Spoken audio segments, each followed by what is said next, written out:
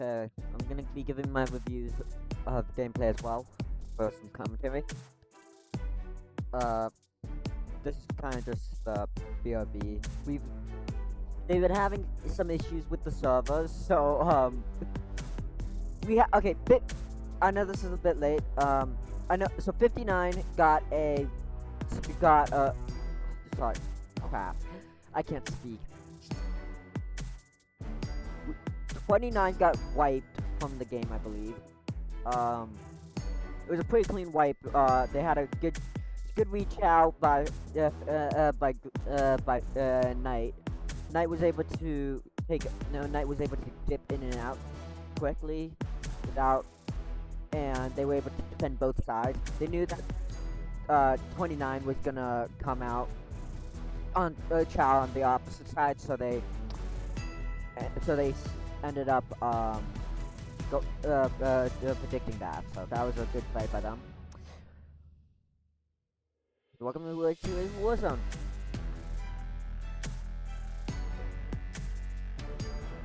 Watch party for some reason, because I decided.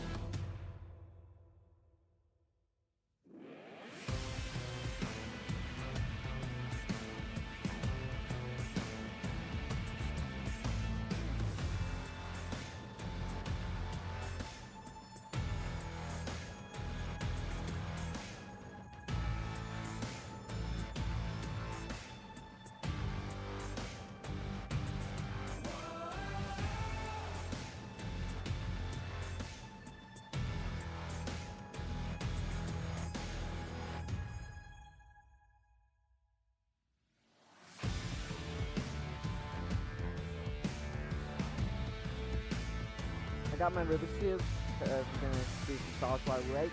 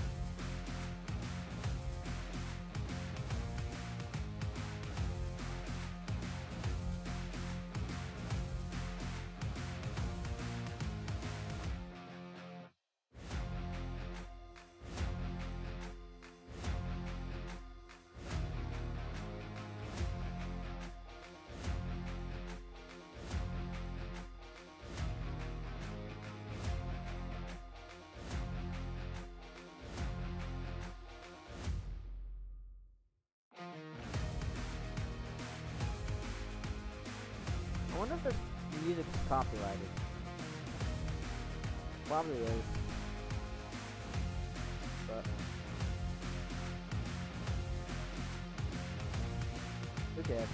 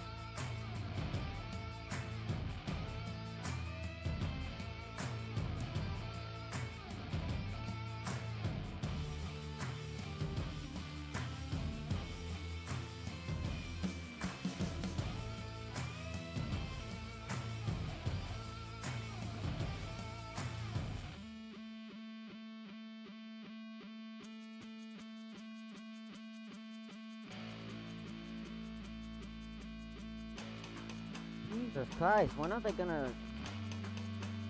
When are they gonna actually show the fucking gameplay? Jesus Christ.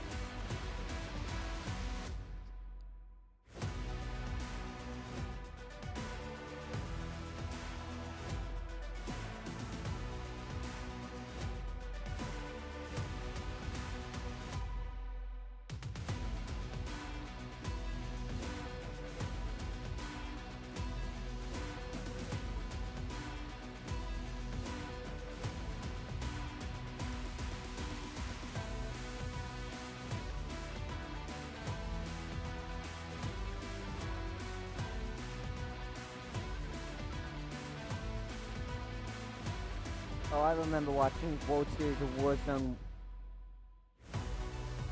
The fine. But for a little bit of context, this was the global final.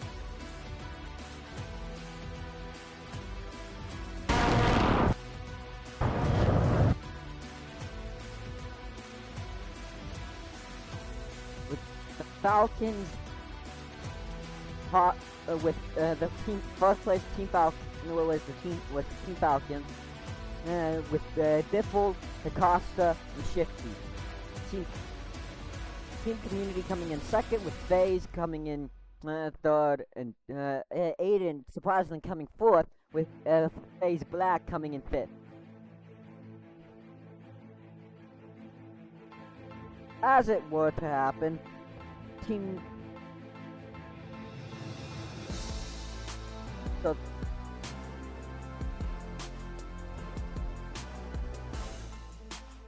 that was squad standing.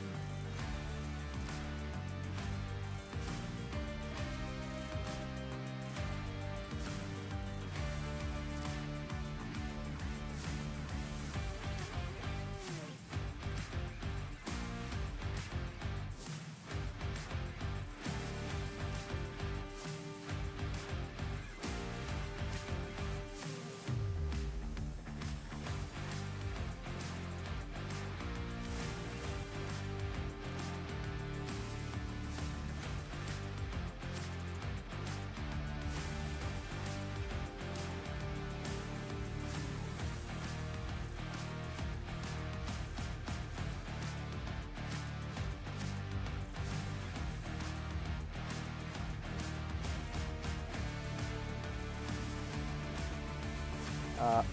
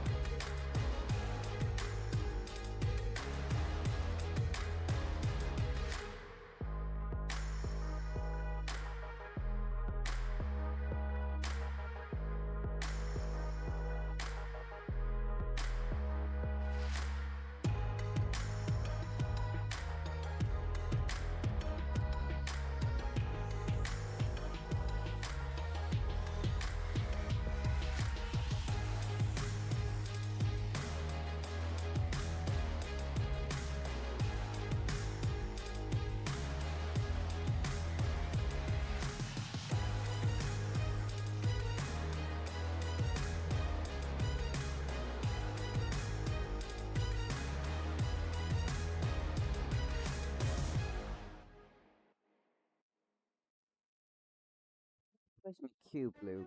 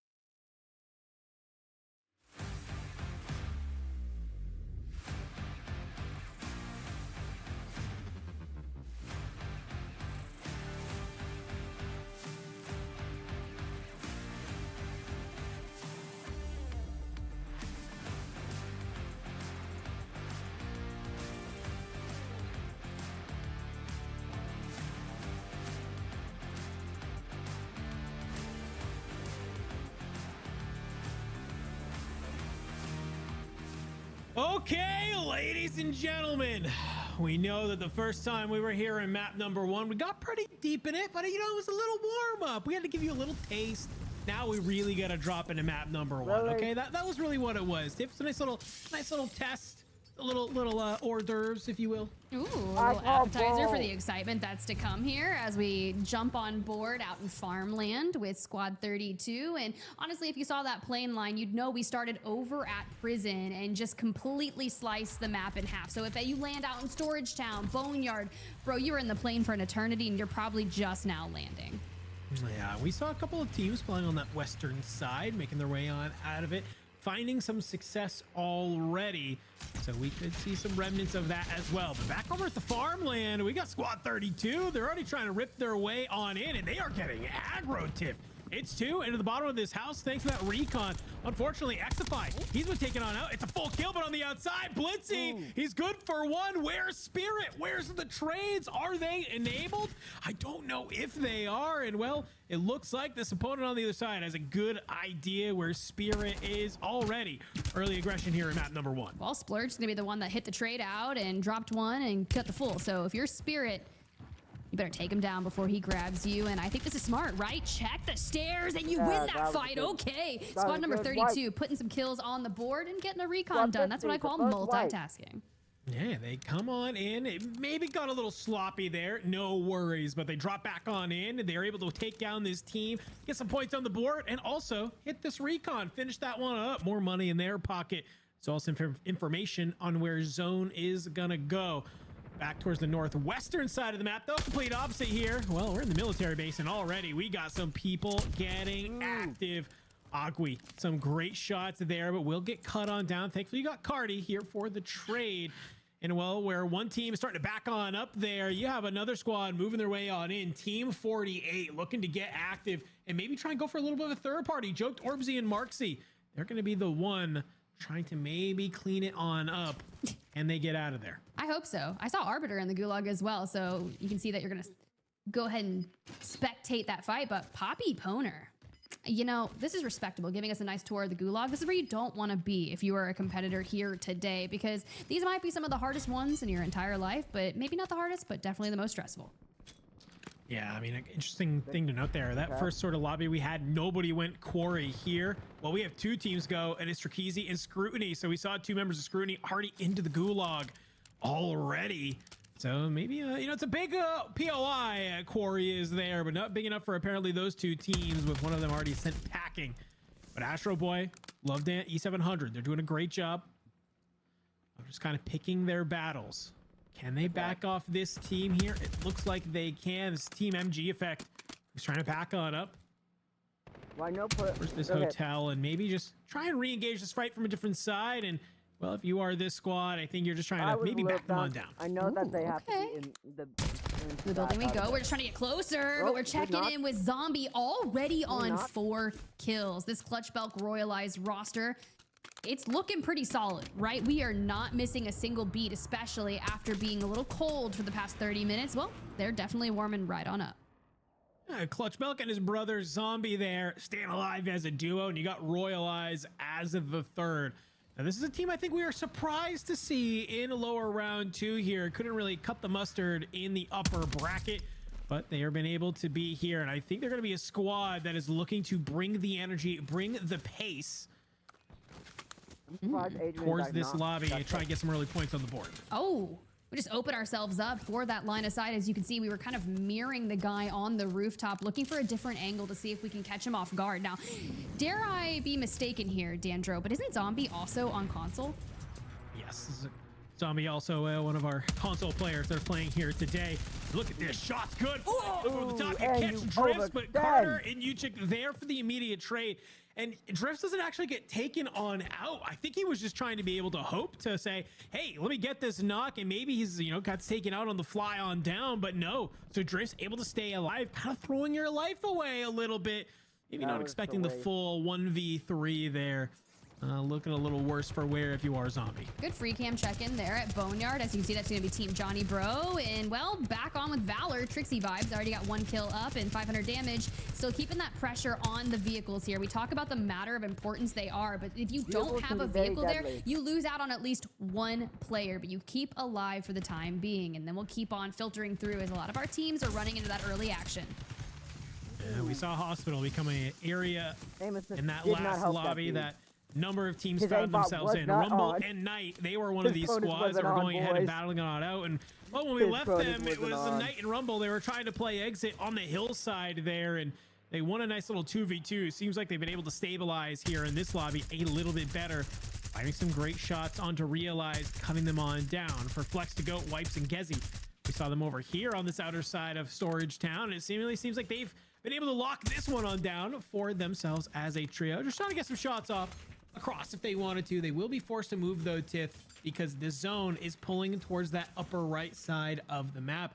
This is a complete different sort of play style you have to be thinking of from basically that first lobby that we played a lot through. Yeah, I was gonna say, that was initially practice, right? And this roster did play around this warehouse just to the west of Storage Town, but currently they are our furthest west team on the map. So since you said we have to pull towards maybe the middle or maybe to the north, you just wanna keep on moving, find that information of where those next circles are going to be and just play off of that. But back to train station we go. You know, the home of the Falcons if you're looking towards the regional finals. So be aware that if you do advance on, you are going to have to contend with some heavy hitters. And Yeah. honestly, sometimes you find heavy hitters in staircases and it can be quite exhilarating. Yeah, we watched a fight not too long ago, a nice 2-1, and look who it is. It's Willie Teed and Otterize. They're just both of them two here at the top using these blast traps as a nice little bit of defense. So I'm curious, where is Zepti? Is he in the gulag? Did he get taken on out? Did they need to try and get the buyback here? Looks like for now, they've been able to back down this team enough to hop in that helicopter and just fly away. The fact that they're able to get in that vehicle and absolutely just fly, you know, not too far away, but get to another building with no shots from this trio onto that helicopter is a little crazy. I'm not gonna lie. Oh, okay. Well, we just see utter annihilation as we jump back on board with the team that we started with. Here, squad number 32, Blitz C, wants to get Mixie here as he dives in and out of the doorway, looking for the repeat, but look who shoves around from behind. Dale, okay. Yeah, this is a squad I actually want to highlight a little bit in that first lobby, but we kind of keeping the action rolling. The got brought on down, and Thomas was one of these players that I wanted to really highlight. He's kind of the anchor. He's been a player that's kind of been on the up and up, has played in a lot of the scrims, has played a lot of the community events, so has a lot of very solid reps for this team. And I think that this will be a real showcase on what they can do in a top tier lobby. Obviously, Thomas gets sent to the gulag, but is able to win it with ease. And you have Delirious and CNYX who are just trying to maybe kind of rotate on out and gave Thomas a little bit of area to get his feet underneath him. For Anesthesia, Puff, and Crow, though, the team we highlighted at the top, they're here at the quarry. They're looking to maybe take this fight against Team 25. Look, expect good things out of them. And as soon as I say that, I never want to cast or curse anyone, but this is the roster that had that average placement of 4.7. You know what that tells me? That they know how to take really smart engagements and prioritize their positioning in regards to the circle and end game, as opposed to a fight that's just going to net them more kills. Crow cooking that nade, going to really try to force them into this other doorway, and all it does is grab their attention. And for a second there, I was like, bro, that COD timing is going to be disgusting for you, but we're going to back on off instead.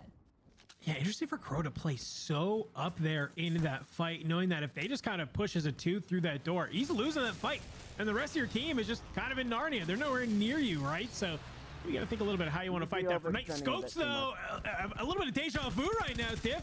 Not too long ago, we saw it was just 2 of them alive, and well, as we come on over, it's Rocket, Twistar, Bozo. They're going to absolutely put the hurt onto Night and Rumble and Co.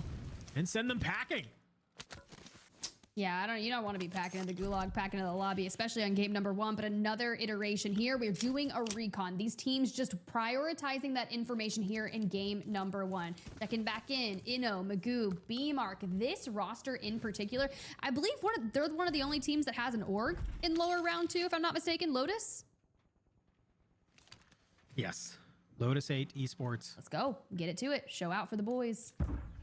And this is a team that, yet again, I And think we were goals. also surprised to And see women. on down here. They play scrims. They've played well in a lot of different sort of big tournaments, right? They're no strangers to taking the fight to some of these teams that we saw make it from the upper bracket. So maybe just wasn't their day. It was a rough 6 games for them. This is a squad that I'm definitely expecting to be towards the top and maybe find some kills and really make their way on out. Here at TV station, though, you can see Lost in Warzone Smoke. They had a fantastic 2v3 on that western side of the map over towards Tin, and I'm looking, they're maybe going to try and do something similar here. Everybody's just kind of stalling out for the time being here, Tiff. Getting to the middle of zone number 2. Circle Trying to take definitely your seems fights to where be you going can, but you don't have to, and that's the key thing here. More east Ooh. than Team Chosen Nah, out bro. here looking for a That's hunt something down, on but if you see keeping that an eye squad on. number 35, Team I'm Knight on your screen, what they're doing really well is just holding down that second floor building. So Chosen looking for an angle. And honestly, if you can shred someone through a window, give yourself that opening knock and just put an influx of nades, thermites, whatever it is to really stack the favor. But you've got another team Kind of- rotating in. So kind if of you do put- take this put fight, your- it has to be quick. Yeah, good looks from In Your Face there to kind of keep his head on a swivel. Makes this realization you have a team that's deep, right? Who they could roll up on you if they wanted to. Thankfully, you have Destruct, your teammate, kind of playing on that other side, and they might Start not cutting them realize that off. they have somebody in this little bit of a shack here. For Squad 35, though, for Ooh, good- Juju, good thermite, Clutch, good and thermite Knights, idea. they are just being Right stuck idea. in this building, and if they just kind of move together as a team, that's what I would love to Make see. it Lotus 8 overextend. looking to start getting active, though, over If it's here not- in if it's not- Diner. We're and starting the- to see them just and they clean up. absolutely pick 40 apart squad a 45 team. gets Some wiped. fantastic work from the trio there. Some great easy points on the board for them. But more importantly, you got to remember, Tiff, Jackson. every team that you're wiping off this map is just one team that puts you closer to those multipliers. So if you can start kind of wiping them out yourself, trying to be the difference maker there to get you, in these multipliers, well, hey, that's a good way to do it. Ooh, Destruct with the angle here, but they've got the rooftops, and you're stuck between 2 teams, which can actually, it's not even 2 teams, it's 1 player doing that 2v1 split, keeping them corralled in a position that they really don't want to be in. But into the gulag we go. You have TTP on the other side, and well, Mayhems. Nice frag down the center. But some of these gulags have been really intense today, Dandro. You can see TTP, I think, has a teammate who also got into the gulag. So, some of those team comms are going to be coming in as well, letting them know exactly where Mayhems is.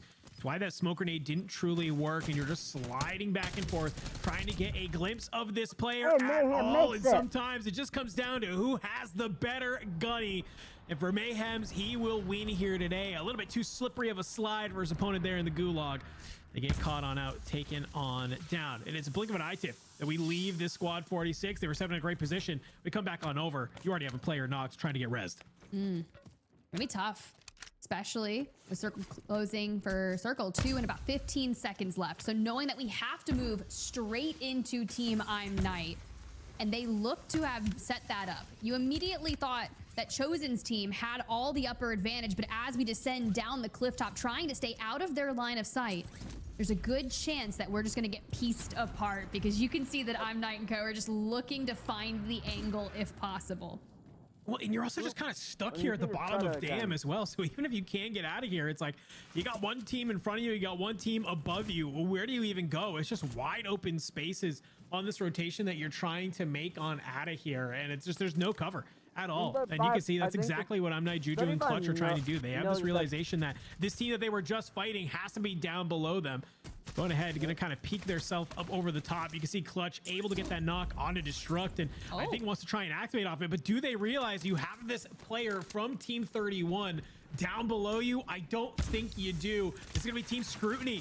They had a fantastic sort of a start to game number 1, but it's been rough here in this sort of reset lobby. Oh, if I'm him, I just want to play spoiler. I'm Knight. Still looking to find the angles. Juju even committing towards the left a little. But you can just see he There you go. wants to go straight over, but they're going to go ahead, clean some things up. Chosen does fall, and we just... No, dude, this is about to be a 1v3. Oh, I don't know if no. we're going to be able to make that happen. He stands out. Oh, He just no. goes to the opening Oh, fire. He grabs what? the knock onto I'm Knight. Hello? Oh! Oh! Imagine. Imagine, my though. God. Like, I had so much faith in Team Scrutiny, but for now, back to the lobby you go. We'll see you in drop number 2, because we got to check out here with Lotus 8 Esports. sometimes there are fights that we call morale killers, and if you get 1v3'd in that sort of That'll do fashion it. and you go back and watch the broadcast, you're not going to be happy about it. You might not make LCQ off of a fight like that with your mental getting shocked. Look at the map here, though, Good Tiff. fire. We can see, we know we're going to be Ego, ending wide good out shot. in the open. Not a lot of cover is going to be here. We've seen some zones like this where you maybe have some rolling hills to work with, but that is going to be all about it. I'm very concerned for these teams that are on this super source side of zone, though, because we know they got to make their way through that wide open airfield towards ice houses, and some of those teams that are already sitting in that area, they just got to stay put. They don't have to do anything crazy. They can catch a lot of these teams on rotation. All right, well, got Team MSM surrounded by CTE Esports.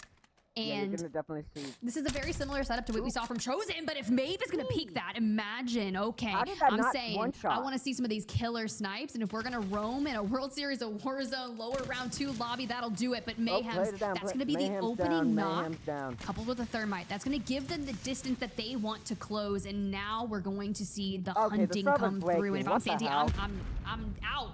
I don't want to be a part of this. It's a similar thing we just saw for Team Scrutiny.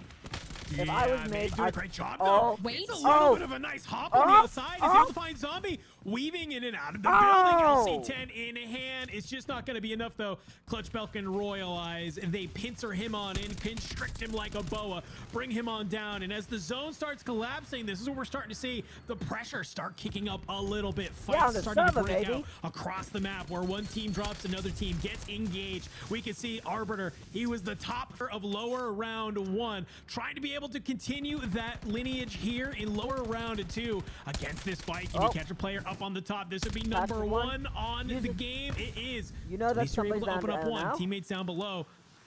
Can you clean up this fight very quickly? I hope so. This is Team Studley on the other side. Now, I will say that Arbiters had a really tough game when it came to this one. Constantly ebbing and flowing. Has already found himself in the gulag. Had to be bought back. So you're right. Getting that first kill on the board can kind of shake everything off. And it's all about playing positioning. You talk And about constricting like that a was some boa, good- man. They did exactly that right here. And we can start focusing. Because that was isolated. There shouldn't be another team around them for the time being. Unless they heard those shots and maybe want to Oh, try this and thing is- gatekeeping. this zone's going But the straight for the closest team center to them area. is currently Like, it's going Team straight 9, for the so you're center looking area. at Clutches, Funzy, and J Bella. Into the gulag. Mango FPS still here. Going up against Whiplash. Trying to hear any sort of some of those cons. You can see teammate Studley still there. Can you get the ricochet with the nade? You can't, but the cons coming in from the teammate have to be clutch. Oh, And no. Whiplash! L1R1 is sometimes the best strategy in a gulag, and you get a little bit too mixy if you are Mango FPS Pass, push the there. ball, let's You see. lose that gulag, and you are going to be kicking yourself watching back that one. Well, we got 2 more tries here. Brawl and Studley. Brawl next up. Popping around, shots come out. He's going to give him that information. We're going to slide out of the way. Try to read the angles here, but if you hold the center, just take your time. Move off the smoke. Throw the thermite with a direct connect to their face. Still, this is more of a do-si-do than I would like to admit. Yeah, can you manage to Yep, take the and that was flag? good. You don't even need That it. was a good I centering. think Do-si-do, what you said, is the exact way to say it. A little bit of a dance in the gulag, a push, a pull. Inevitably, A you're tank able up? to bring them on down. Got a little mixy, but it doesn't matter. You're able to find it. 2 really want heavy-hitting tango in the squads, though, gulag? at TV station with a third not too far away who would also love to get mixy here, Tiff. But you can start seeing some of our teams start to position themselves in an area where maybe you can win some of these fights. Void guns and praise. The fuck? Okay. Trying to just play on this bottom side. You got squad 22 above you. Being that squad we talked about earlier, being Thomas, CMYX, and Delirious. They're looking down on you. This is going to be a tough fight to try and take. I love that you actually say the delirious, and I'm over here like, Dale! I don't know why, but it just feels right every time I see it in a fight. But this is going to be tough for them. This is all the way out on that northeastern side of things. So an isolated fight, but the trouble is going to come from when we have to rotate throughout this. So let's check in. Devo, Myapo down, finishing bleeding out, and Devo's going to have to clutch things up. Good thing, though, we do still have Gulag available if they haven't burnt it, but we've got the streaks coming in and we have implosions. Joked is down. Can Orbsy hit the res? That's going to be very tough. You got an ordnance dropping in up top of your head. You do have this shack, though. I don't know if you necessarily that's a need to invest the smoke here to go for, but you've been able to do it. And That's maybe what love I to see would've that done. on this rotation. Orbsy gonna swing What? wide though. Early shots on in. They don't realize you got one that's in this shack though. Oh no! Player pushes on forward. Orbsy and Marcy, they are here. Some Just trying to really take some of these good shots. trigger You're able to discipline. knock one, you get the full. Fantastic. Do you find the other one? No, you're not looking in time. Taken on down by a Clout. And Flixie finds Marcy as well. Just like that, you thought you had this fight done and dusted, but it gets flipped onto you, joked, taken on down, cut down at the edge of zone. That squad taken off the map. We have 24 teams here, Tiff. And you can see where everybody is set on up. And look who we have already starting to grasp some of the power positions. It's Clutch. It's Funzy. They're doing a great job of just holding down this building. I know I was asking for some insane end games, but I wasn't thinking we were going to kick things off in map number 1 like this. This is going to be the true test for all of the teams that haven't made it into a building inside of the next circle. Good luck, have fun, including squad number 2 that's pretty much that Lotus Esports roster are out there on the Northwestern. They have to keep moving through, and there's a couple of teams that are going to try and gatekeep them, but they're also being sandwiched in. Another team that needs to make it in from the southwestern side of things, which is all open out of here, is going to be that roster on your screen. Zepti, Otterize, Willie Teed, and it's going to be a fence battle. Now, I don't necessarily like fighting around these buildings in particular. It's a lot of space to hold on and a couple avenues of ways to enter. And you can see that smoke going really down hard to on the hold down. backside, but that's going to be squad number 37, which is Team Z Midi. So know that J Device is on that roster, so they're gonna get crazy when it comes to this. You know they're gonna do whatever they can now. You can hear, Whoever wins if this I was fight, though, Zepti, I Tiff, they can are hear actually gonna have audio. a pretty clean rotation into zones. That's why this is a much win. You have Well, to try and manage to have. But look it's what probably- happens. Willie It's is get probably you also some from hanging. deep. He's gonna be actually Flipper's able to down. find Z Mini. Oh, and the Alright, push. gonna be the tip of the spear up over the wall. Finds a nice And quick kill. Can you manage to find Oh, the rest and of you the get team? knocked. No, you can't. J Device lines them up, knocks them down. He gets taken on out, and it's just Willie Teen left alive here. But I don't think there's a gas mask in play. Just hanging on by the skin of his gets- teeth. He can't manage to stay alive. Cito cuts down from deep. Yet another squad. We thought it was going to be a battle between those two teams, but it's actually Sum and Cito from just Narnia reaping, picking up a ton of points.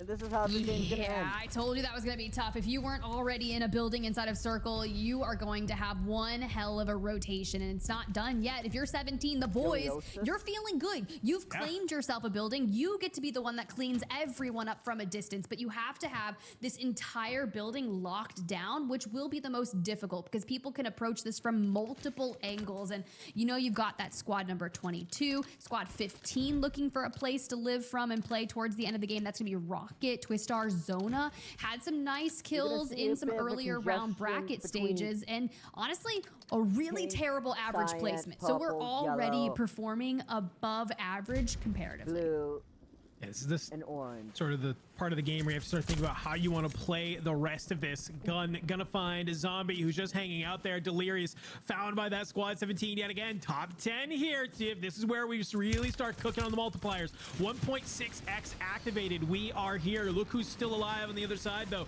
Clutch and Juju. They're looking down at the sides at Gun and Praise, trying to hold them on back, but they get found out by Rocket on the other side, taken on down. Now for this squad 17, you basically are playing for the 50-50 on where this zone is going to pull. If you get it on your side, you are about to reap. If it pulls away from you, it's going to be something else that you have to deal with. Maeve, 4 kills to his name, 6 knocks. Maeve is gonna Can you be manage to picked get up, into the zone? and Maeve You gets can't. picked off. Astro Boy Hero cuts you down, does not let you make it to the end game.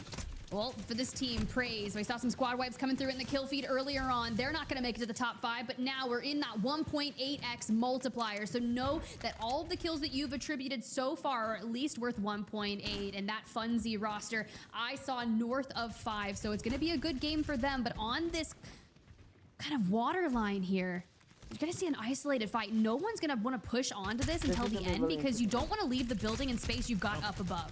And look at this, for this squad 17, they're kind of making a late rotation here. They realize, hey, everybody else has to move before us. Let them move on forward. They're hearing all this action go down, Tiff. They've made it to the top 5. It's a 1.8 multiplier active. For squad 38, though, they're trying to fight across at this team that's there. Drifts trying to stay Get alive. A enough. nice little cleanup there They just onto trying Carter. Can you they just find any playing more? fang. Playing outside into the water. I don't know if you can, but Ames, Goes up he's in hit the back. wrap from the high ground. Says, I'm about to end this myself. It's a nice little two-piece. A little bit of help from Oasis. Final You can't 3 defeat teams me, Anakin. here, Tiff. I have the You high got Funzy ground. in the building. You have some Ceto and Skiliosis from the other side. And playing from below is Ames and Co. Who is going to be the first to try and activate? Who is going to take advantage of the third party? Get a base a lot on this pool that we see in the 3v3v3. Good kills all around. We're north of double digits for that Funzy team in the dead center.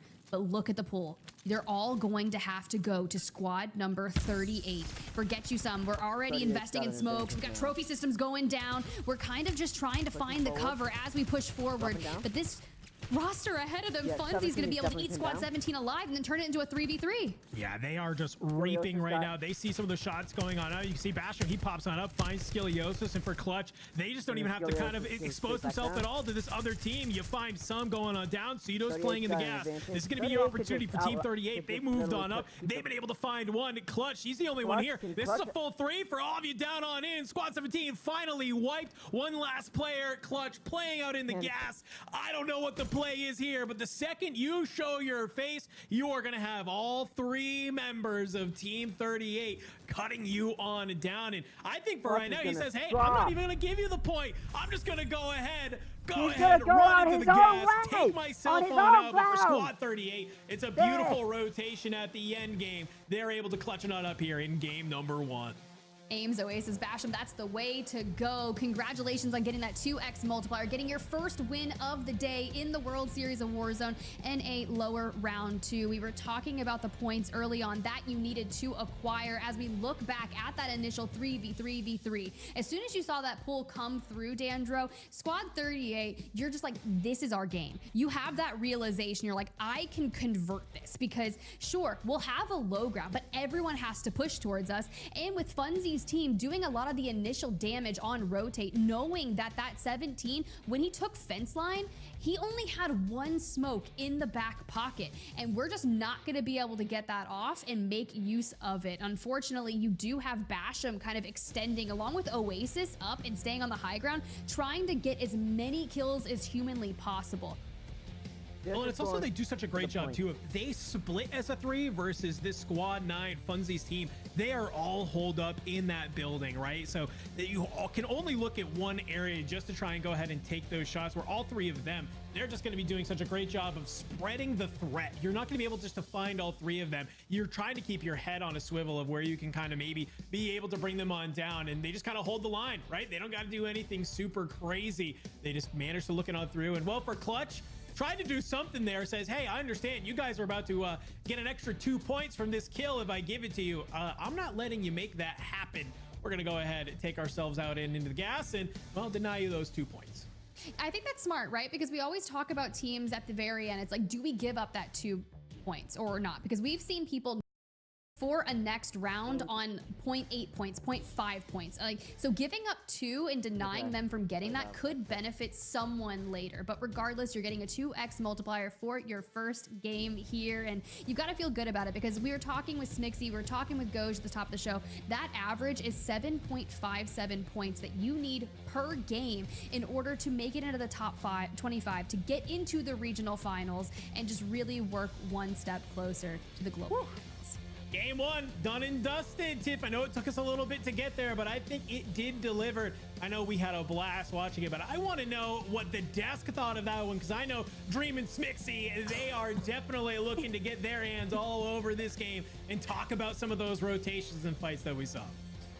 Shout out to you all. Dan, Tiff absolutely crushed it as per the usual. That was a crazy map, really fun to watch, and we had a blast just staring at that map feed and watching the teams early rotate that could, and the other teams just pray that they were going to be the ones to win the late rotate. But an absolute blast watching that one behind the scenes. I know everybody at home enjoyed it as well. Smix, I gotta go to you while we've got a moment to just reflect on that map. You and I were talking at the very beginning of that map, and you're like, I think I know where this zone's pulling. You called the end zone immediately, and I think a couple of our teams did as well. Talk to me about that end zone and how difficult it can be for some of the squads that rotated late.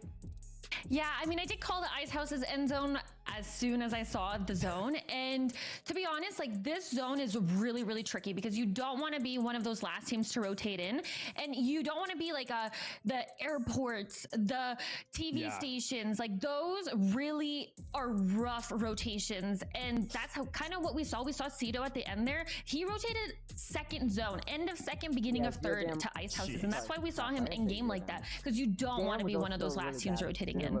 Yeah, that's such a good shot. Let's take a quick look back on some of the highlights from that last map. There certainly were plenty of them. It was such a fun map to watch, but frankly, I think the beginning felt a little slow for us on the back end. I think we had some great calls, some great 1v1s or 3v3s, like true team fights. But other than that, there wasn't a crazy amount of action, except for moments like this. And I was impressed with some of the team fights. But what I was surprised about was with the first couple zones, Dream, we were looking at the map and saying, wow, nobody's moving. Everybody's just trying to prepare for this end game. Yeah, I have to wonder too, Goj, especially on the reset, like for some of these squads, if they, you know, obviously we're losing full, as we saw like Rumble squad kind of go down early, Scrutiny squad go down early when they had a great game before the reset. But for some of these squads, like, you know that they're playing for that end game, they're going to play patient as possible. But for Clout right here in this squad, kind of on the east side of zone, I was really proud to see some of these, like, you know, teams that get a chance at recovery, you know, a chance at redemption at the restart. Like, they started to pop off. I think Team Amnesty was one that went down early, and well, Clutch Belk, he was doing his thing. But yeah, for these squads, Goj, it was just through and through non-stop action towards the end. Yeah, it was definitely non-stop action towards the end, and I think that's the nature of everybody staying alive at the beginning. They got to fight at some point. We finally pulled north, and then people have to come out of their draft spots and where they're rotating from. And Smix, this is what you were talking about. This is one of the teams we were trying to highlight from behind the scenes who get picked up in rotation. Coming out of hangars to get to this end zone across the river is so brutal, and the only team that could do it was the team right here on your screen that won it all, funny enough, right? Team Basham, they rotate from Promenade, right? And then they're able to cross all the way over, make it to the position, fight the two teams in zone because, well, the final zone finally pulled to them. They didn't have to rotate anymore. It was, it was crazy. You also saw that they I went back and kind of rewatched like how they even got there, and I'm actually really impressed because you know what we always say, you know, height is key, but they actually stayed in the trenches of that zone and kind of really took control of like that lower portion of the zone, and that's kind of what ended up making them win the game. Everybody else around them kind of fought, and they just stayed alive in the trenches. No, I totally agree. It was they turned it into World War II. Sometimes the low ground does win, especially when you finally get the RNG of the zone pull on your side. When it pulls back over, it was just a matter of time before they won. And Dream, we were having a blast watching the entirety of the map because we have this, we can see everything, right? We're the birds in the sky flying around, seeing the whole thing. And you were talking about the east side of the map and how different it felt compared to what maybe you were expecting. Yeah, like I said, for some of those AM teams, and I had to shout out my boys Clout, Flixie, and Cuzzy, because they were literally destroying everybody on the east side of zone. But really what's tricky when you rotate outside of TV station, like Smixy said, there could be, you know, teams like sitting up in the towers and twins. You just never know what you're going to rotate into. But for these squads, Goj, it doesn't get easier from here, especially if they make it to regional finals. So some of these POIs are open, like hospital, right? But what are you gonna do when Twisted Minds is there? You're gonna have to switch POI locations. Yeah. Well, not only, it's a really good point, frankly, because not only are POIs open compared to what you could see in regional finals, but also with our reset from the first map, Smix, you made a really good point. We saw nobody drop Quarry to start things off. We get back into the reset map, and we've got two teams there on the east side. We said, oh, this is free, and we lost our first fight. Completely changed the map. If you're a competitor, is that something that you're accustomed to doing? Is like going back, watching VODs when you've got time and making decisions based on that? Definitely. I mean, absolutely. If you're out early, for example, like the first thing that you're doing is you're pulling up that map that they show of pretty much where everybody lands, and then you have a pretty good idea of where you want to fight, where you want to land. And so I'm sure that those teams did exactly that. They took that time between maps and just made a new game plan. If I was that's the exactly right. recons. if I was I a team do that a do- lot of recons. yeah. I mean, we could talk about all of the nuances of how to win in customs, and information is everything. That's why you see prio around advanced UAVs and, of course, any of those recons. But folks at home, a lot to unpack after the first game. Yeah. We're excited to get into the second one. A lot of scores to calculate behind the scenes as well. So we're going to take a very short break here in the booth. Don't go anywhere. When we come back, game 2 right around the corner.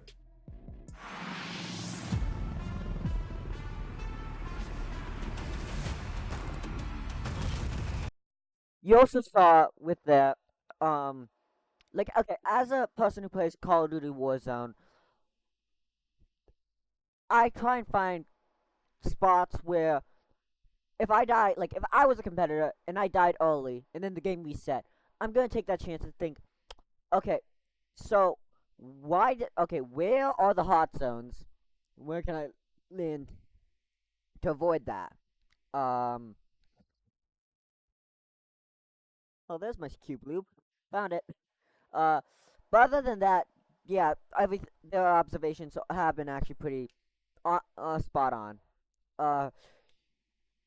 I think though it was definitely one of the weirder games, given the fact that things definitely slowed down at the beginning, mainly because everybody was kind of just so miffed that they got it reset. Because then, like, you see the really good teams end up getting, like, they get off their beat, and then the teams that did poorly in the pre-reset also like they saw this as a chance of redemption, so they're on a new beat.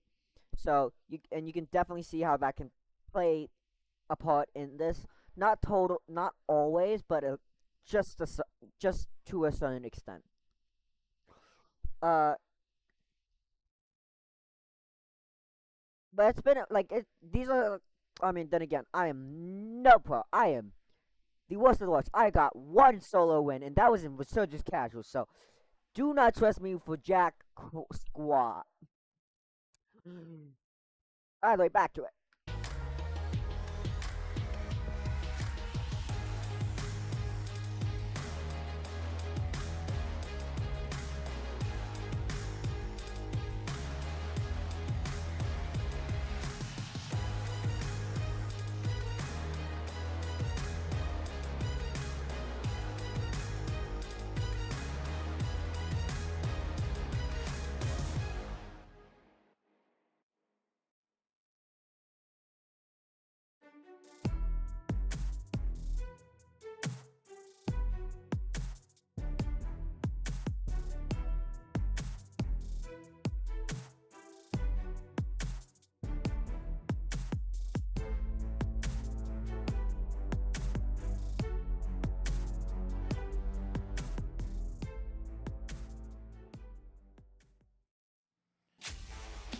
Welcome back, everybody, to the World Series of Warzone. Coach said map number 2 was right around the corner, and I peeked, and it's here. So it's getting ready to drop on in.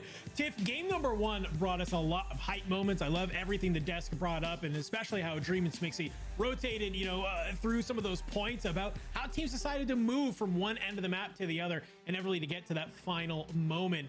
So, man, let's get ready to get into map number 2, because I think that if map number 1 gave us some high energy moments, map number 2 is surely to deliver as well.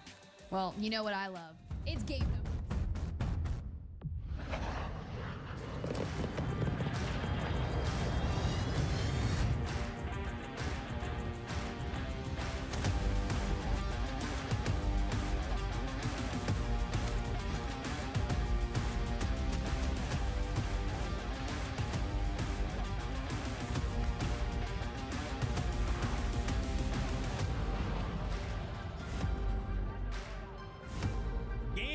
Number 2, we are dropping on off with, well, a little bit more of a central zone, ladies and gentlemen, plane line, a real sort of north to south sort of matter for us. So everybody should be able to get towards their drop spot, Tiff, and I think we could even see some even more aggressive fights right off the rip.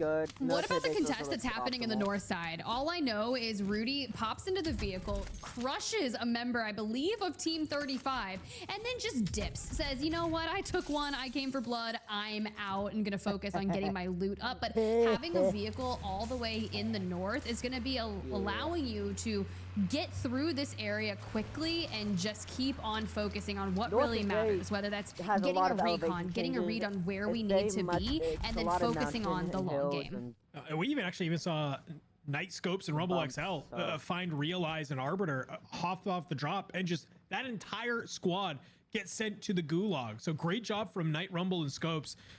They did a decent job in that game number 1, hoping they can do something here in game number 2 as well.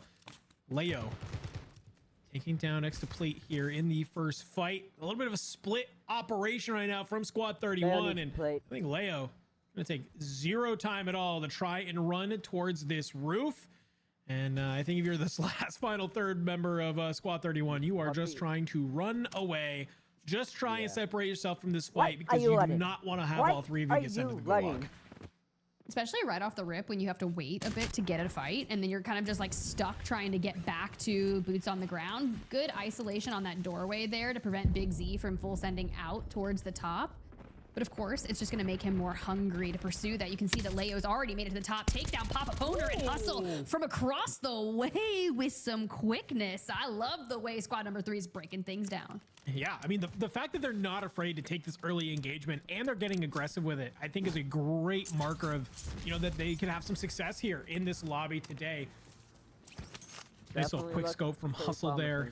Fine scrutiny on the outside. Follows it up with the SMG, brings them on down. So great sort of work from there. And the thing is, Tiff, they win this first initial fight, and well, they don't really have anybody else near them at all. So they got to figure out where they want to rotate. Maybe just wait for this zone to pull. Up here on the quarry side, we saw not a lot of teams landed here in that very first lobby we had, but we got into the real lobby of game number 1. We saw 2 teams decided to come on over here. And it looks like for Drifts, who we saw in downtown in last game, well, they've now decided to join the action.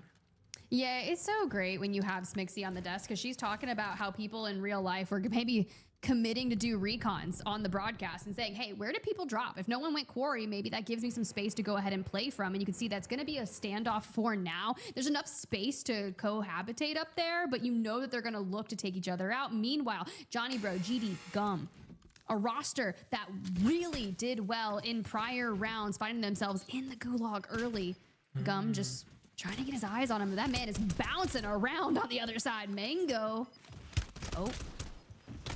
Ooh. Gum, Stop, Gum! You just got domed. Oh, he did. I thought we were about to see a 2 for 2 on Mango, maybe trying to move a little bit too much and losing a gulag, but is able to clutch it up at the end of the day. Verse and GK, still 2 alive here at the Boneyard. You can see Johnny Bro and Go to Dave. They're able to be over here. They've hit the buyback. They're bringing one team back on in.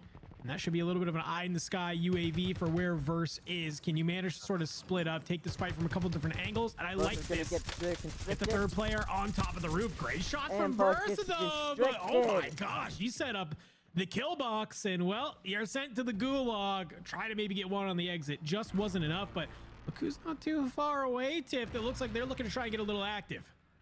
I respect Flex to go working his way down towards the Boneyard. And as we turn our attention over to Graveyard, it's Fida. And he's been doing really well in terms of grabbing those engagements that we talk about, right? They're like, we want quick fights. We want smart ones where you can just really work together. But this is that 2-1 split. And Fida's kind of trying to get closer, maybe infiltrate the building that squad number 13 is perched like a bird's nest on top of.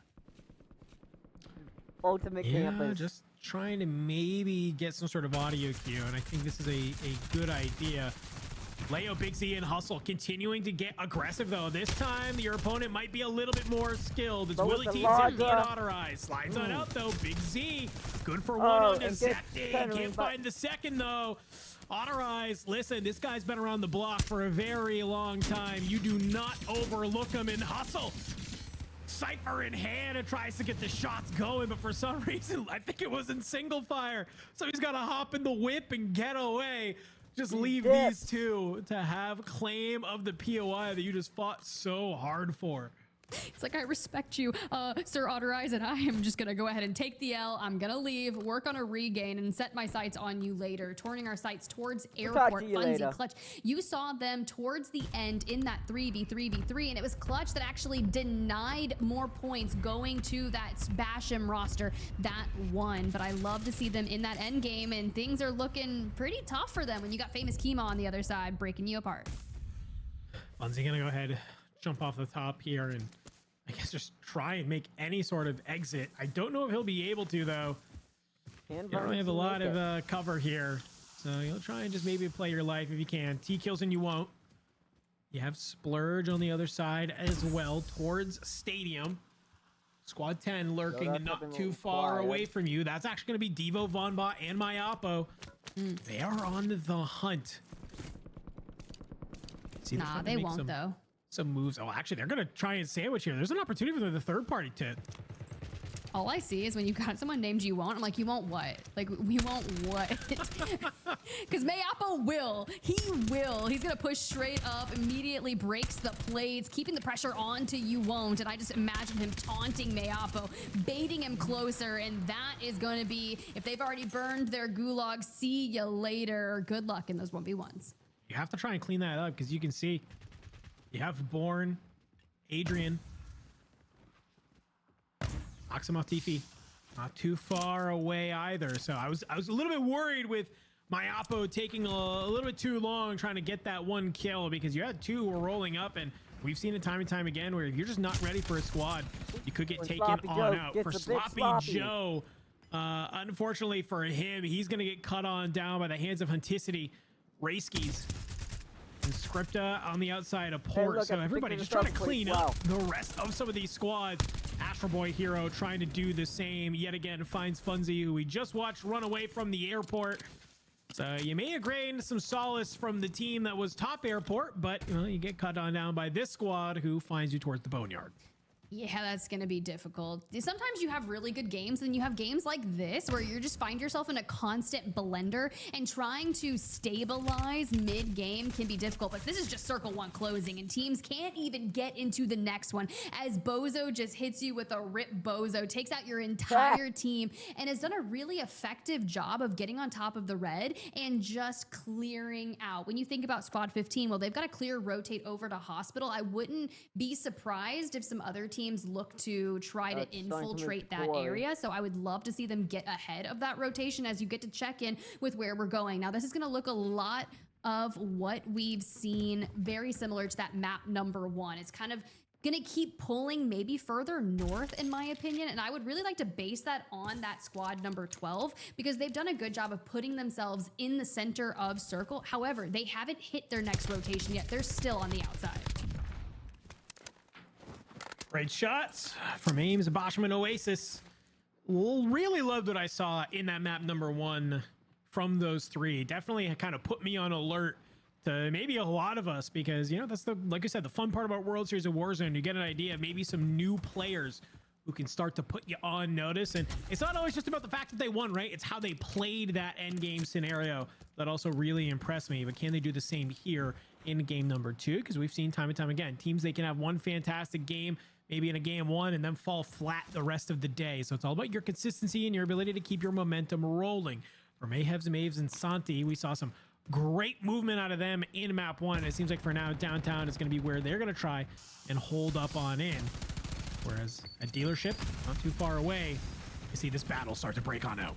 Look, Sinister was a really scary movie, and I was hoping for some somatic stuff, but Sinister down on the ground, and Tillin trying to keep the plates on. 1 kill. If we can hold the fort together, allow Sinister to get picked up, which does come through, we have done enough to delay it. As Lau, you can see Famous Kima on that rotate as the last member in the neighboring area. Now, we talk about rotations out of airport. That's going to be tough. All of those teams, if they don't get a vehicle, are likely going to be pieced by the teams in Ice House.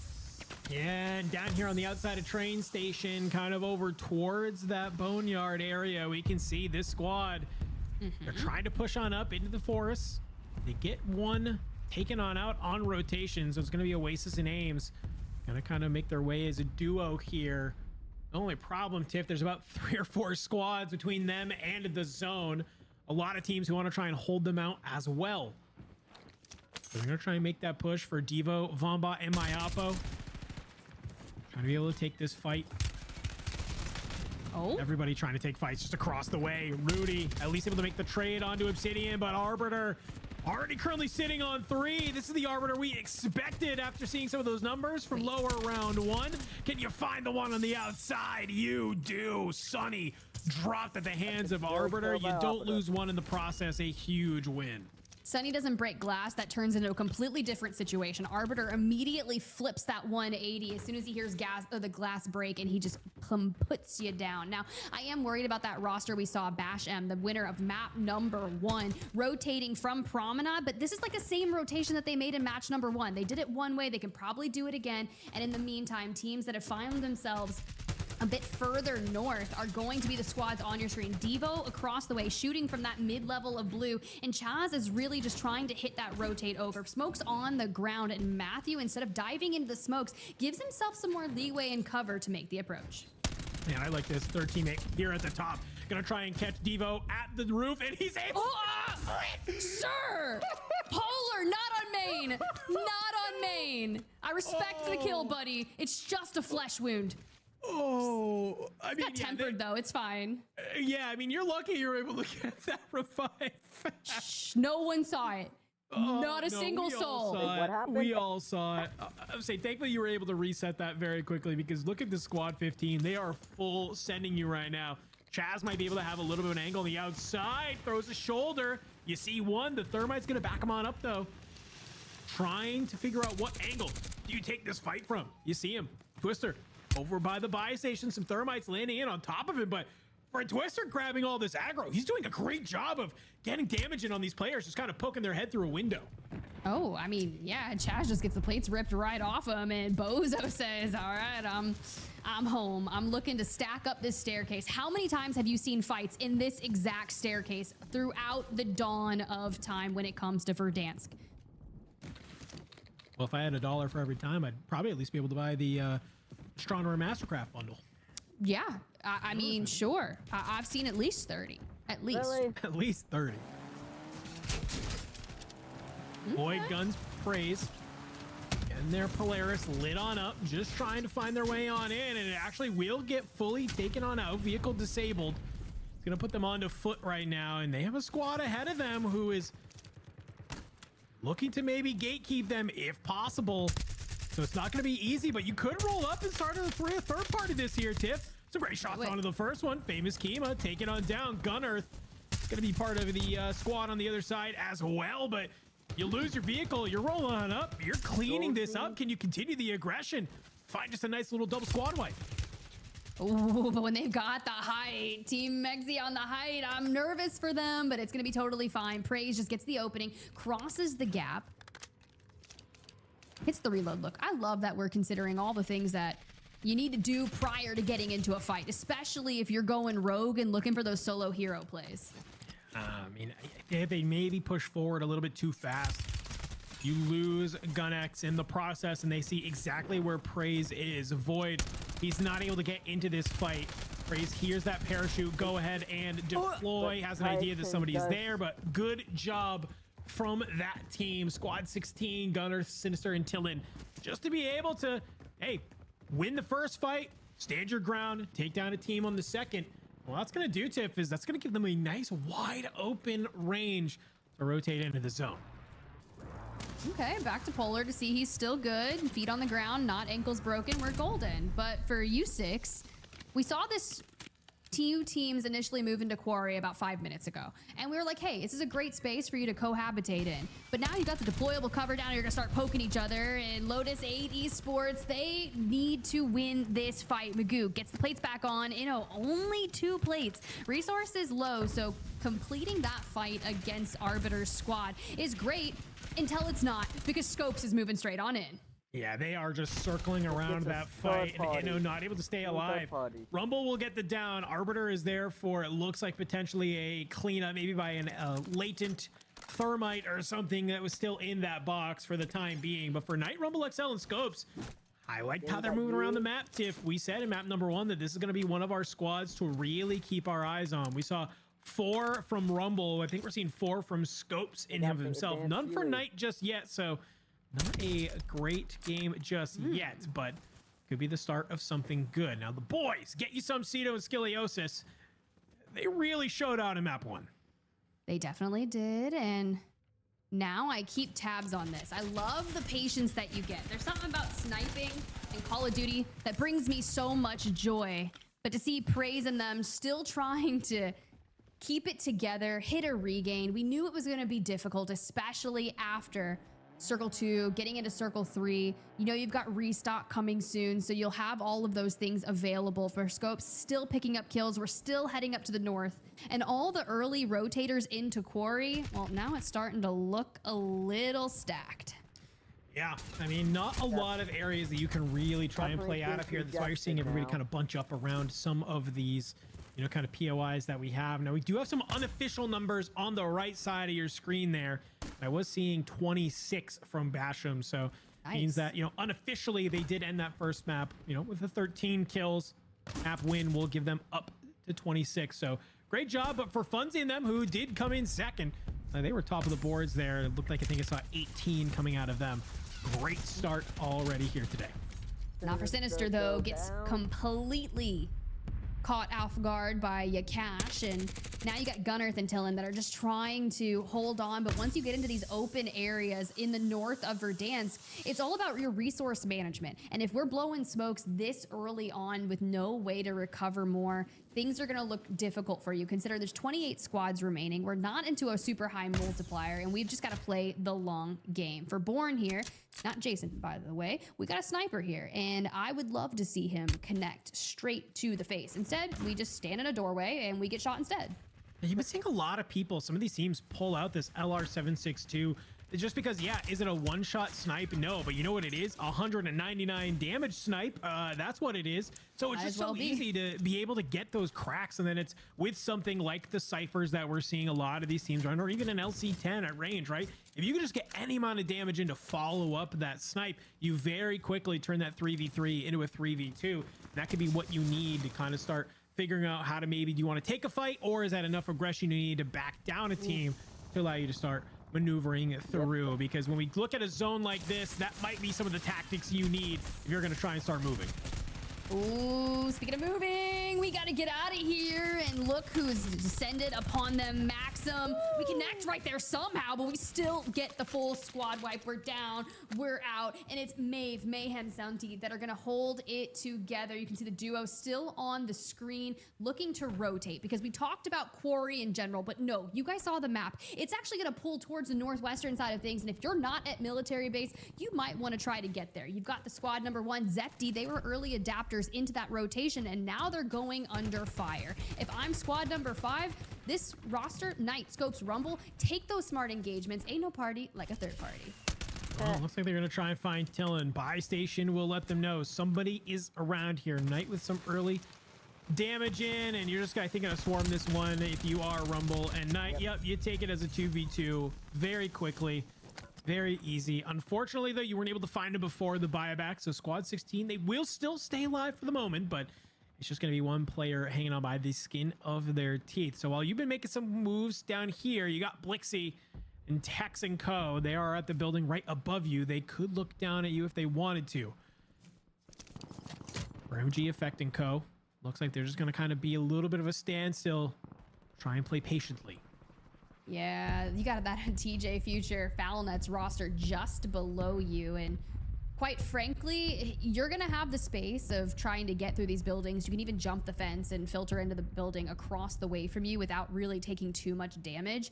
But you have to keep in mind that there is a roster, another 3 straight ahead of you on that rotation, and we're gonna have to move into open terrain once again, and I'm just not seeing a lot of teams that have vehicles for endgame.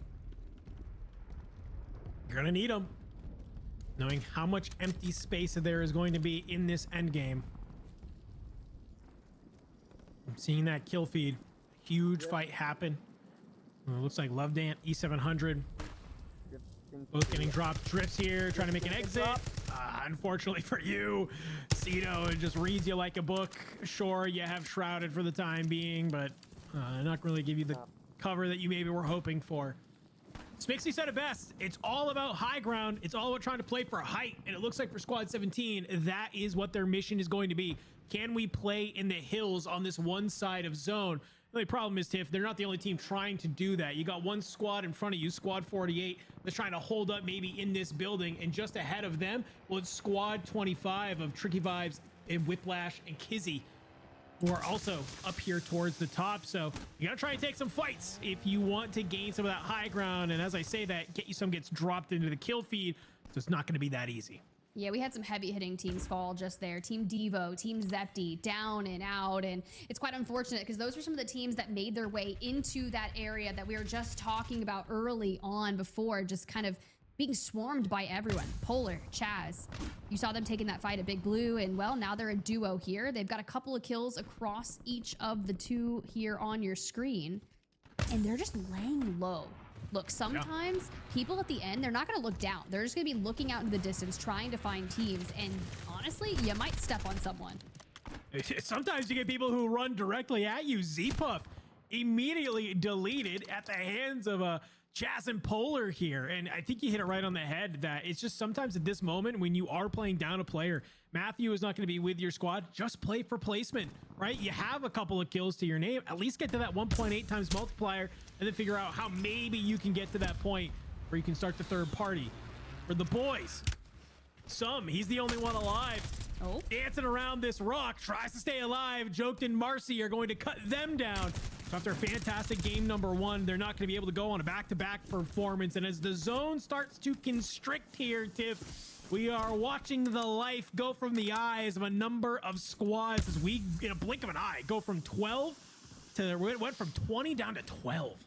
Tends to happen, especially on circles that look like this. Not a lot of ground to play from, but C3 on your screen, at least you have that fence line, right? NSD does fall, and quite frankly, if we have an average of 4.7 per game in placement coming into this and we're falling out in 11, that is definitely below average, but truly evil. I love that we went back in for that, connecting around the Polaris and still trying to keep 360 tabs on all of that. So that's good situational awareness. This is going to literally be open season on a rotate like this, depending on where this circle does start to pull after. Yeah, you're starting to see how he maybe has those 4 downs and 2,500 damage. Yep. Looking at this team that's over at the Doritos, and you can see it's just been so much chaos for this squad. They thought that they can make their way around here on the other side of that bunker from the team that was there, but no, they have to try and rotate around. Thankfully, they are able to push on in. They find Nobu Spartan taken on down, and now they have to go up against Rumble XL, Knight, and Scopes.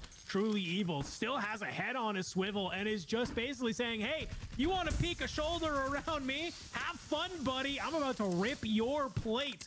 And it looks like it's causing some chaos for a number of our squads who are stuck out in the open. One more smoke here for Scopes. He's on 7, so a big game for them. You know they need to get top 5. They're 1 away from it. And if Yuck Ash has anything to say about it, he wants to deny that. And we are just moments away. As you can see, squad number 48 has 1 player left standing, which should get you into the top 5.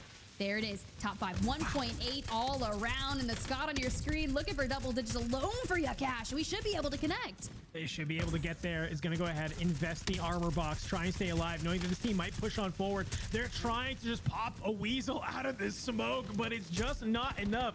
You have to win this fight, though, if you are this team, because you're not going to get out of here for free. Great shots, though. Scopes taken on down, as is Rumble. Knight's good for at least 1, and look who is still raining hell from across the way. Frostline in hand. It's truly evil. Living up to his name as he is just not letting anybody stay in this zone. They have an idea where 2 of the squads are. They're saying, where's the 3rd? Well, look who it is. It's Team 23. It's Polar P and Chaz. They are still alive all the way from in 20th as a duo. But the PA rips across. It's good for 2.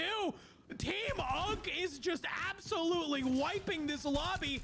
It is a 3v2. Said you got to keep an eye on J-Device. Truly evil. Z-Midian game number 1. It may have not have panned out for them, but look what they've done here. A 3v1, and we just need that frost line to connect on to Finesse. He's like, oh, hey, oops, don't mind me here. And you see 1 does push the equation, and they get bodied by Finesse. J-Device here on 3, just waiting to see, can he peek? They have to push immediately straight towards this Truly evil. Come on.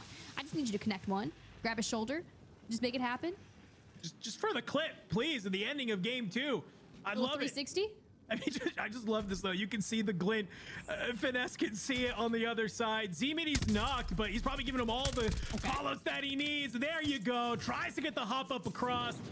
Starts to self-revive. Unfortunately for you, Finesse, you're not going to be able to pull a clutch from map 1. You will get taken on out, and that is J-Device, Z-Mini, and Truly Evil taking home game number 2. And just look at that face. That's the face of a man whose teammate just absolutely sniped the hell out of you. That is Team Unk for you, Team Z-Midi, if you want to call them 2x multipliers. Let's celebrate with a victory moment.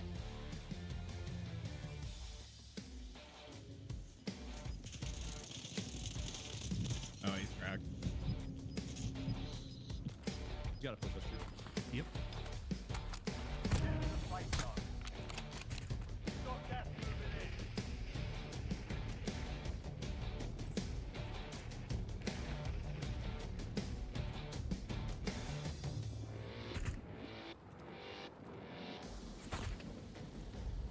Cracked.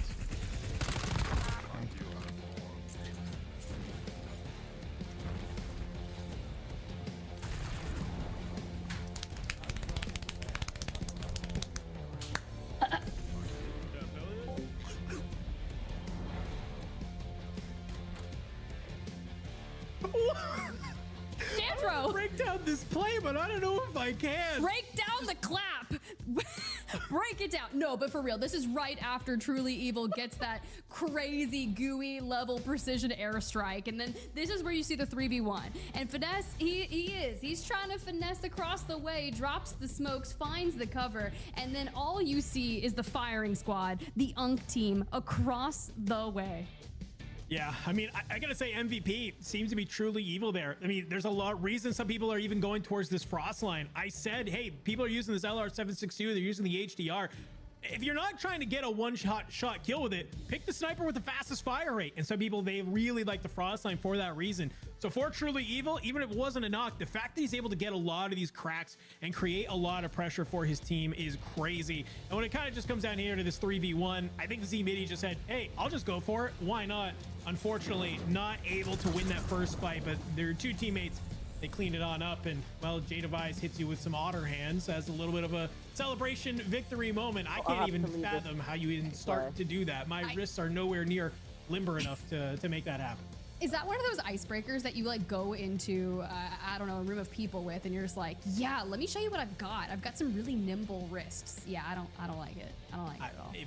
If that's your fucking fact, hey, you're a special person, which I know J-Device is both on and off the battlefield. One person who I know is definitely has a reaction to those otter hands that we saw is Goj. Let's go ahead and let's bring the desk back on in, see what they thought of game number 2. I was about to say, it might be Warzone's best talent I've seen thus far from J-Device. We got to hold a brand new show. We'll do the after show where we just do special talents from all of our competitors. Fantastic calls yet again. What a crazy PA. Tiff, before we send you off to take a break, you had a perfect read on that. You said it was gooey levels. I mean, such a wild, reminiscent moment. You just don't see PAs like that often on main, where they're actually the reason that you're winning maps. Talk me through that moment really quickly before you send you off, and like how much that changed that map.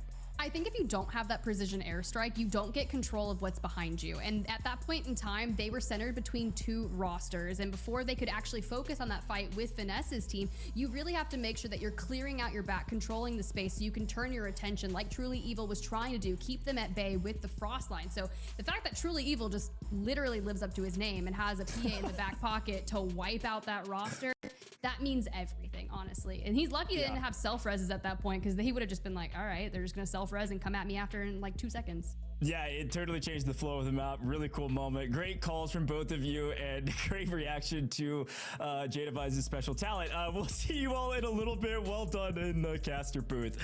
All right, well, Smixy, we gotta talk a little bit about something that you have become very, very good at. Maybe because you compete a lot, but also you're just really smart. You called the zone perfectly again. Talk to me about that zone. What makes it different from others? Obviously, it's a long way to go for some of our teams on the south side of the map. No, absolutely. And again, we're kind of seeing a trend with more open zones. I mean, this one was wide in the open, right? Like if you didn't have where Truly Evil's team had, you were kind of in a bad situation. So them getting control of that early was a game changer. Absolutely. Yeah, early rotations yet again proving to be a big reason why you get a victory. Well, folks, we got some highlights for you. Let's take a look at them. Let's see some of the best moments from this last map. And Dream, we were having a blast watching it because there truly were some great moments. And it looks like it started over here in Boneyard with some early fights. Yeah, early fights indeed. But the one thing, Goj, that I was really paying attention to was kind of like the meta switch up. Like we saw get some sniping like crazy map number 1, even sniping some players out of helicopters. But a lot of players here, including Truly Evil, pulled out a sniper, right? We can see in those open areas, especially in the M zone, if you see that it's landing, like it's going to end towards military base, you want to have a class ready. Maybe like a 2 loadouts specifically, 1 for early game, 1 for late game, like with battle ready on, right? Instead of overkill. So being set up, a lot of these squads adjusted strategy a little bit. I do, though, believe Smixy called it out. Third zone, we had like 28 teams this time around. So it also promoted faster early gameplay as well. Yeah, and I think that's what you're seeing right now, right? As we go through these highlights, you're seeing a lot of some of these early fights because everybody's being forced to rotate up to the north, and they know this is going to be a tough zone. Everybody tries to go at the same time, tries to go early, and they get into these encounters that actually will make a huge difference on the leaderboard. We've got to remind ourselves, yes, of course, we want to win. We want to be a top 5 team today. We want that ego boost, but all that matters is that you're top 25. So some of these fights could be all you need in order to kind of beat our average scoreline. We talked about it at the top of the show, about 7 minutes, 7 points rather is what you're looking for. And this fight felt like it was maybe going to take 7 minutes until finally Finesse tries to make a play and swings around the corner and gets punished for it. But we were talking, obviously, big congratulations to this team. Really well done. Great PA, great finish. Huge win for J-Devise and Co. Team Unk, I believe, is what they're lovingly named. But I think the unsung hero of this win for J-Devise is actually Knight, Smixy. I mean, Knight is in a 1v3 and ends up taking 2 with him, which was crazy. Oh yeah, that was crazy to watch. And I mean, again, we're talking about game-changing plays, right? That's what we're really looking out for, and that was definitely one of them. Yeah, absolutely. Well, it looks like we've got some standings ready for you all at home. I know you've been patient for them. So let's take a quick look at our leaderboard and see how it's all shaking out, where everybody's at on this leaderboard. At the top, bottom, where are they at? Again, relegation. You're really looking for top 25 here. So the teams in the top 10 are feeling very comfortable right now. You're looking for somewhere around, if history repeats itself, somewhere around 40 to 45 points is probably going to be our cutoff. So if you're the team at the top right now, good grief. Finesse got top 2, obviously massive multiplier here, Dream, but they're at the top of the leaderboard now because of that. And also Knight & Co. jumped all the way up to 2nd. Yeah, 2 of our map winners are not in the top, in the top 5, I believe. So, I mean, for Finesse & Co., which we've seen them slay out 25 eliminations, but, for some of these gunfights, right? Why are some of these players are not finishing off their kills, right? Even like we saw at Night in that 1v2, he took out everybody he could before he went down, but you could see a difference maker that 1, 2, 3 kills could make. Yeah, I mean, Smixy, take a look at this leaderboard again. We're really looking at top 25. So here's the cutoff, literally less than a point. I mean, as a competitor, I know you've seen this 1,000 times. I mean, yeah, being, where Lotus is right now and Knight and all them, like, that you need a big game here to put like a gap between you and 25th place. Johnny Bro 2. Exactly. What? I know.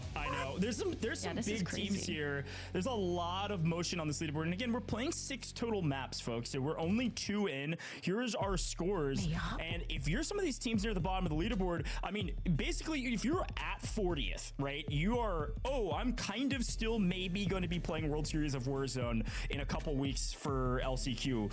Everybody below 40th, it's like something's wrong, something's changed. We've got to tweak all of our strategy and make it work, because we're either dying off rip or we're playing away from everybody else and dying on our first rotation. So let's take a look at our final 10 teams, 41st to 50th. These are the teams at risk of not being able to play anymore. And I think, I'm going to go back to you, Smixy, again here. I mean, we talked so much off broadcast about this Asterisk squad and how good they actually have been playing. Talk to me about what this team probably needs to do to change their luck in the second 2/3 of this competition. Yeah, I mean, I was such a huge fan of this team, and they had an average placement of 6 in the lower bracket round 1, and now it's like they can't get a footing at all. And I really do think that that comes down to them losing their prison drop. I mean, that was like their bread and butter in losers round 1, and now that's kind of taken over by Mayapo's team. Yeah, and Mayapo's team is doing okay, but not exactly where we expected them either. I don't know. It is an interesting point. It's something we talked about at the top of the broadcast. I want to reiterate, it's been a little while. This is a brand new lobby. These teams haven't necessarily played against each other, maybe at all throughout the course of World Series of Warzone, pending where they came from and how they got here. And so you have to change it up in every stage. And if you make regional finals, it's the exact same thing, Dream. We talked about this a ton. Like, you're going into regional finals and you're trying to go train. You're going train right now. You're going to try to go train against the Falcons? What's going on? Like, these teams have to pivot and adapt and think on your feet, and that's what being a competitor is all about. Especially with how fast the Falcons will zone out and hit promenade, whatever you all call it. But regardless, yes, these teams, they're going to have their work cut out for them. But struggling even now, I feel like half the teams we called out at the top of show are in that like bottom half of the leaderboard.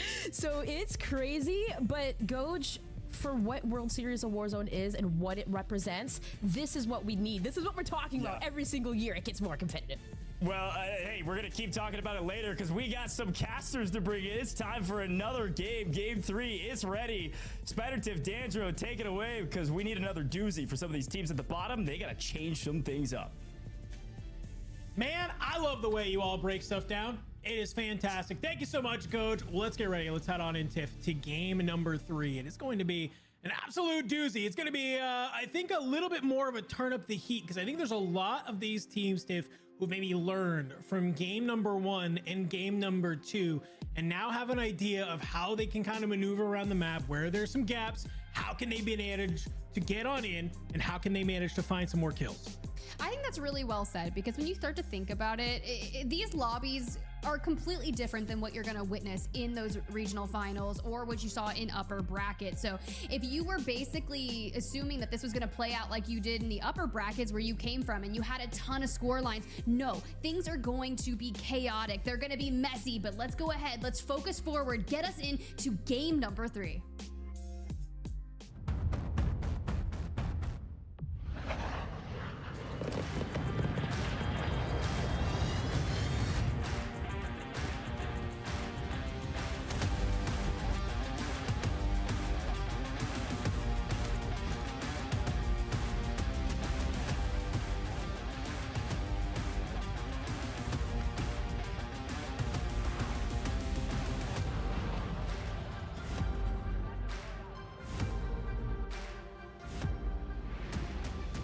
Here we go. A plane line coming from the north, going towards the south.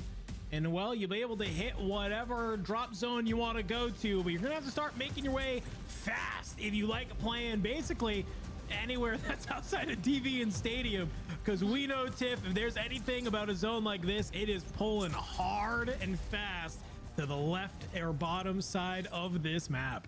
Hear me out. My map 1 winners, Team Basham. This is a circle straight for you. Thank the COD gods for this one because you don't have to rotate from Promenade all the way up to the north again. Sure, it worked out for you once, but this is a little bit of kindness for what you were able to achieve. I saw you, a little 9-to-5er, corporate rebel looking to go to World Series of Warzone LAN and some others here.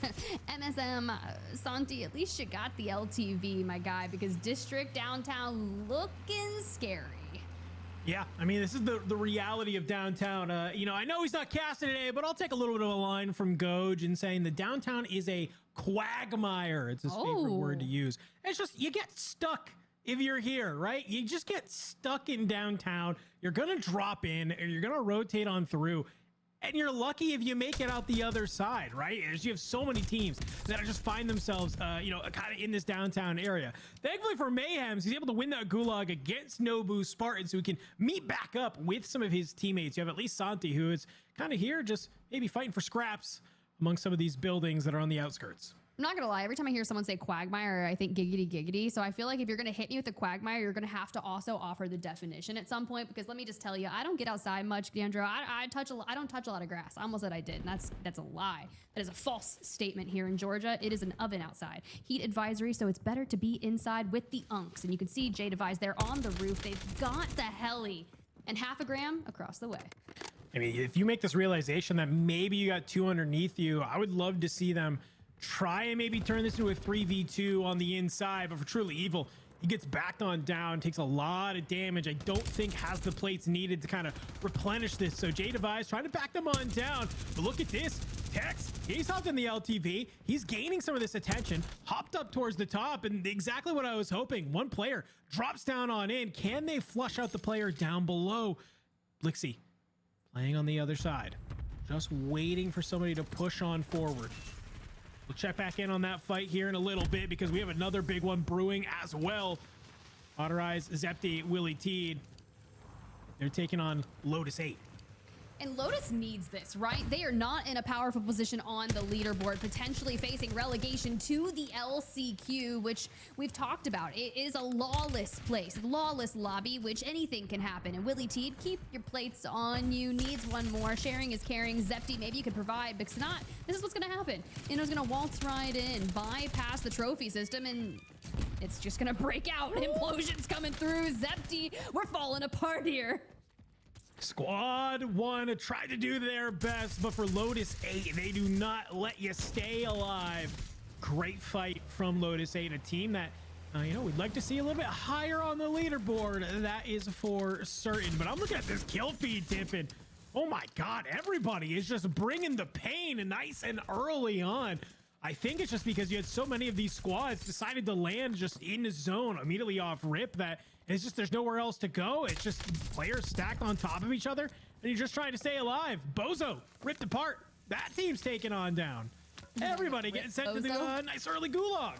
Sure, burn through them all. It's going to make for a really quick game for us here in map number 3 as we start to enter the midway through our 6-game series. And a lot of people just looking to secure that south side of the coast, whether that's hills, whether that's port, wherever you go, you want that coverage. And here at Fire, Vonbot on the screen, one, and he sets his sight on the other. The way Devo and Vonbot just kind of worked synergetically together, it was really nice and preps them well for a third party. You can see Hunticity and Code just kind of working this fence line, maybe trying to find that opening.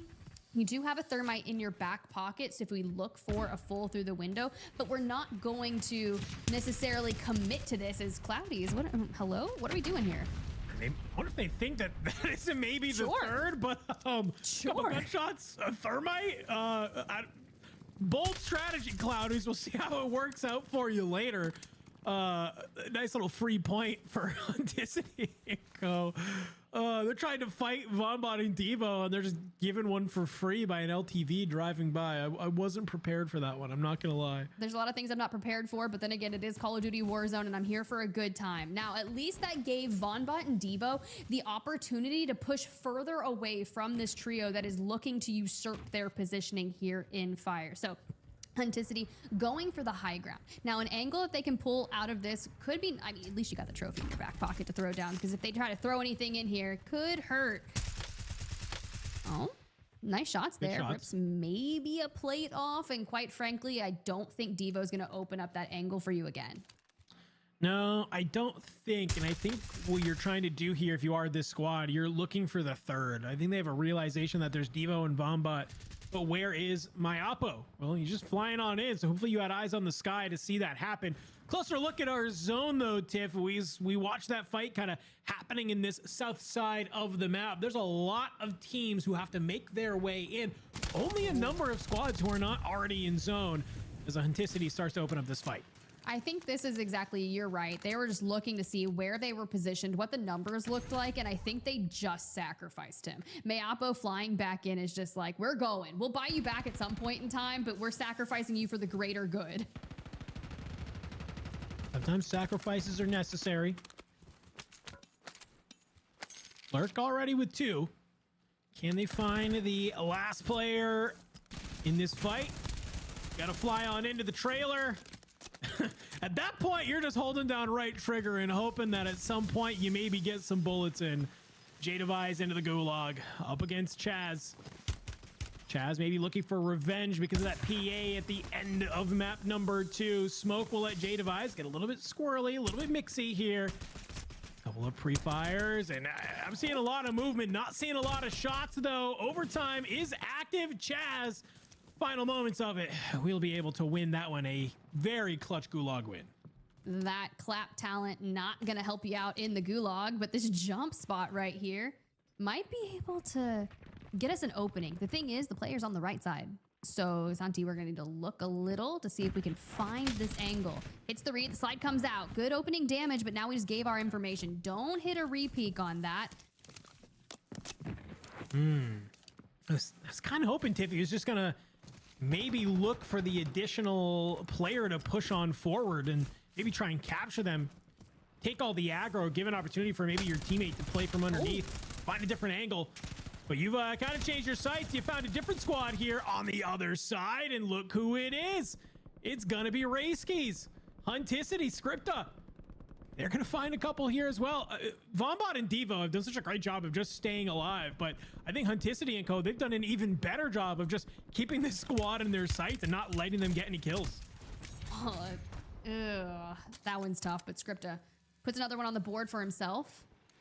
And now they can actually focus on this duo. Devo, Mayapo split. I'm not sure how you're going to get out of this one. Mayapo down, playing low out to the left side. And look at the trap that Hunticity is setting up. He's breached the doorway. He's very controlled. Wait, he shoulder peeked straight into him. Oh, no, Devo. The calmness in which you just clutched that up. Rayskis enters, gets bodied. We're seeing a collapse here because Scripta takes the roof. You have to hit a 1v2 now, or you just got to get out. Yeah, I think that's kind of the play here. And maybe a little bit of a diversion. Throws the smoke, runs the other way. Devo and Mayapo doing a great job of being able to equalize that fight. It just becomes, I think you don't realize, it's a little bit of a jump scare that Devo's in the laundry room there. He wins a nice quick one, and then it's just a sort of Mayapo just playing off an angle and brings him on down as well. Great job from those two. Just to kind of keep their calm in a 2v3. Very quickly find 2 and make the third player skirt away. Not gonna lie, when I go to do laundry later, I'm gonna like check the corners because you never know what you're gonna find in a laundry room at 3 a.m. and hopefully it's not them. Could be a Devo. Could be a Devo. Might scream, but it's fine. Futures game, TJ foul nets. I like that we were putting the pressure on the team to push them back. The only thing is, you can see that player from squad number 13 grabs the rooftop. He knows that they're there. And honestly, they're going to look for a way to infiltrate that building clutch. Remember that second place in game number 1. And we're really good about collapsing around a team. And constriction was the right word that you used earlier. And it just seems to be that effect that they have in any time that they take an engagement. And they just completely whittle them down, stack the numbers in their favor. And if I'm Mango, bro, airport's not where I want to be, but there's a lot of places to hide in here. Armor crack. You're trying to find Mango. We watched him go to the gulag earlier, and well, unfortunately, he does get wiped just now. Good job from Team Funzy being able to sniff out that player. It's going to give them an opportunity to maybe have a quiet rotation on into the other side of Storage Town, as well, a lot of teams have found themselves evacuating that area. For Squad 18, though, you're kind of right in the thick of it. You got a number of teams around you who are going to be looking at you. If you try and jump off this top of your roof, it's not going to be a good time for Big Z. He's getting fooled by Stable J. Thankfully, you got Lay here for the trade. Hustle tries to land the shots on into Baba Hoof. You don't even need to, because your teammates there from the underneath. And finally, Devo's been able to find Scripta. A lot of teams starting to pick up the pace. Look, there's something to be said about hills here and this circle of houses. You get a buy station, you can regain here, which is exactly what we see they've done. They all three have gas masks, plenty of plates, now a good amount of kills. And this is just setting yourself up for the long run. Sure, there's 41 teams left in the lobby and you wouldn't really get a multiplier right now. So you don't want to have full dead here as you see Sloppy Joe's team kind of fall out of this area. You just want to ease on in. But I think that this lower round 2, all you really have to do, as I say ease on in, is just have one of those pop-off games. If you get a 30-point game, with like, you know, a 1.8 or a 2x multiplier, there's a really good chance you're making it into regional finals. I think that statement is true as long as you have